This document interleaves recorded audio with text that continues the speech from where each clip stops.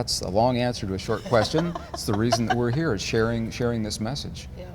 Well, just on that, when you said it was about 400 years ago when science started separating us, Around there, yes. in the times before that, as a culture which was not indigenous, were we connected at that stage with universal energies and from that language? It's an interesting question, and it leads us to the understanding that science is simply a language that describes our relationship to ourselves, to one another, to our world, to the universe beyond it. It's a language that describes, in very technical terms, how things work, the mechanics, the nuts and bolts, and how we function within that mechanism that we call life in the universe. And as we said, science is relatively recent. It's only been around about 400 years. And people ask, they said, well, did we know anything before science came along? And the answer is absolutely. For over 5, 6, 7,000 years, other languages have been in place that describe precisely the same thing in a non-technical, non-scientific language on the one hand, and on the other hand, it was in a language that worked so well that it got us through 7,000 years of civilization and history and war and famine and all the other things we experienced. So my question, I was trained as a scientist, and I support the scientific method. My question was, here we are now, first years of the 21st century. What happens in the presence of unprecedented challenges? We've never had to deal with these things before. And the traditional methods of dealing with problems are not working for us. And I think most of our listeners will agree with that.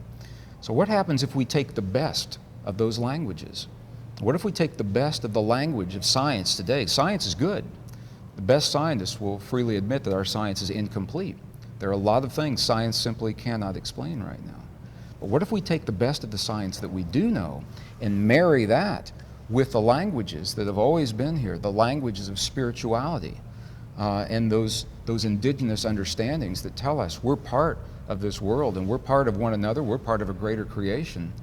We're not separate from these things. What if we marry those two ways of knowing into a greater wisdom? Where will that lead us? And that is what myself and a number of colleagues such as Bruce Lipton are doing. We're marrying the best science of our time with the wisdom of our past, honoring all of the information on the shoulders of our ancestors and all of the work that they did to help us understand who we are in this world.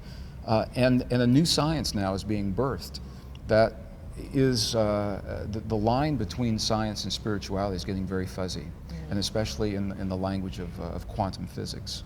So we'll talk about that as we go through the program today. How do you find people embracing or not this blending of the two? How do I personally, my experience? Yeah, and going out there and presenting it in different countries? Yeah. Sure. In the last 5 years, Robin, we've been on every continent of the Earth, Really? except Antarctica. And I say there's no venues there yet, but as soon as there is one, we'll go and speak to someone besides the penguins. That's all we find down there now. Hopefully there won't be enough people there for Maybe a not, I venue don't there. know. We've been on every continent of the Earth, not every nation, but every continent. And we're all sharing a common experience. We're all seeing our world go through a change. Something feels different now.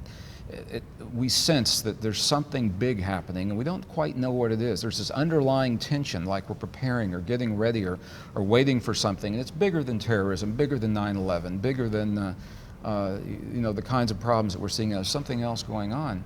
And because that is such a tangible experience, people are very willing to look beyond the limits of what we've been told about our world in the past, to understand new ways of embracing the challenge and the possibilities that we face today. So the work has been received very well in most instances. And the reason, I think one of the reasons, is because we're not asking people to toss out everything they ever knew about how the world works. We're suggesting, as the texts and our scientists and scholars and engineers are doing, that what we know is simply incomplete. Our story of how this universe works and how our bodies work and how we relate to the world around us, it's good, it simply is incomplete. And if we can flesh out those missing pieces, and it helps us to become better people and create a better world, why wouldn't we want to do that?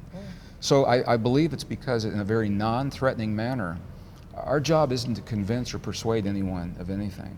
It's to invite people to join us and see what we found, see what the new science is describing, and see what these ancient texts, they're now only recently being recovered, how those texts coincide with the best science of our time, and say, you know, we already know what it's like to have a world where we all feel separate and we feel like there's not enough to go around. It's a world based in competition. We know where that world has led so far.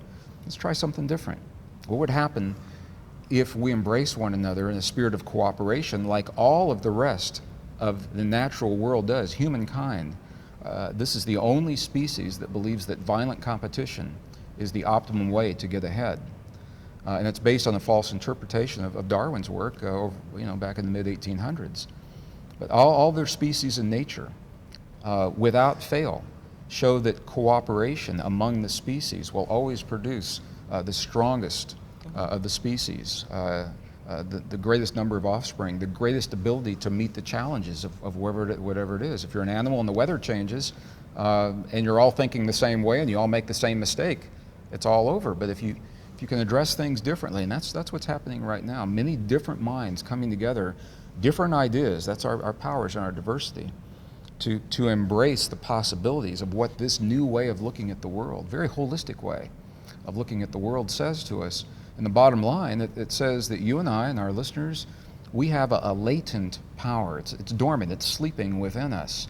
The ability to create a feeling and the quality of an emotion inside of our bodies that literally heals the stuff our bodies are made of. And we've got the documentation, you've seen some of it, where cancerous tumors will reverse themselves in less than 4 minutes in the presence of the right feeling in the body.